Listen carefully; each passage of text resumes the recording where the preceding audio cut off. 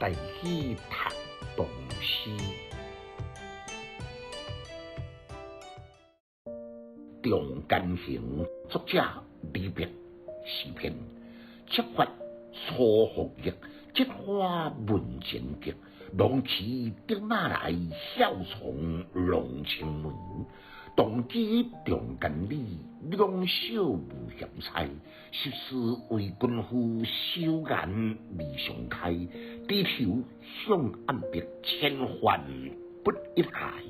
十五四点二，愿同定一会。相尊抛诸心，气上望虎台。十六君远行，激动雁于追。我月不可触，原名天上哀。门前地行切，一日升历台。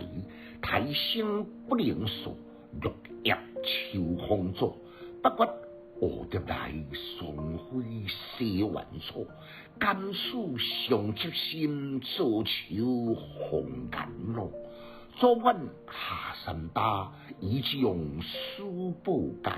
相迎不度晚，必知中风沙。简介：中间是南京金陵古早时代一个地方名，听讲是李白飘泊来到这个所在。为一个每天用目屎洗面、徛伫两骹靠伫等红晒，又觉得不利的师傅所写一张的家诗，所以书名为之《中间行》。伊的诗意就是讲，查某囡仔头上拄拄看得下头的时阵，定伫门口徛来挽回。你一手徛着竹马，一手舞弄青梅，伫古寺的栏杆边陪我来佚佗。因为咱同住伫中间里，所以青梅竹马两小无猜。14岁时，我正式嫁你来做某囝，都是因为为见笑，规年呢拢毋捌笑到一摆。